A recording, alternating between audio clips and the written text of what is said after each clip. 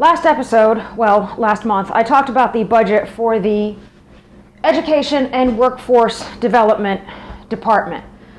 Keeping in mind you shouldn't really need, if you have a good education department, you shouldn't really need an Education and Workforce Development Department, but whatever. I kind of left the whole thing alone because of the $2.5 billion, 90% of it is federal payout for unemployment benefits, and I just don't really think Kentucky society is ready to acknowledge that continued unemployment benefits don't get anybody a job.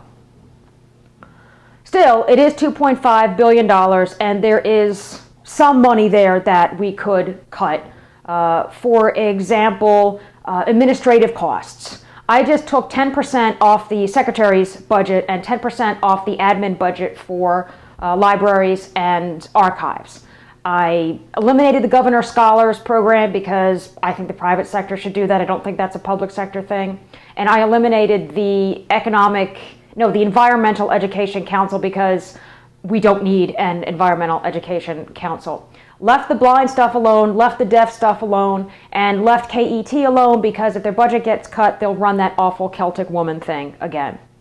So administrative costs and a few silly things, I came up with $3.3 million, which is not a lot in the overall scheme of even their budget. It's 0.13% of the whole cabinet's whole department's budget, but still $3.3 million could pay for grandma's drugs. Speaking of grandma's drugs, I came across something recently. Last month, Kentucky lost its AAA bond rating. In fact, I was skimming across a Yahoo Finance article listing the top 10 states with underfunded pensions, and I was scrolling up the list from 10 to 1, and I didn't see Kentucky, and I thought, okay, well, number 1 is going to be California or Illinois or New York, and no, Kentucky's number 1. The main reasons that the rating agencies gave were, number 1, we've got increasing pension liabilities, and we're decreasing the amount we're stashing away to cover those liabilities. So this is a bomb that's going to explode one day. The second reason given is that our state government continues to use one-time money bombs, the stimulus for example, to cover holes in the budget. The governor cannot bring himself to make the cuts that could balance a budget. Look at the Medicaid thing.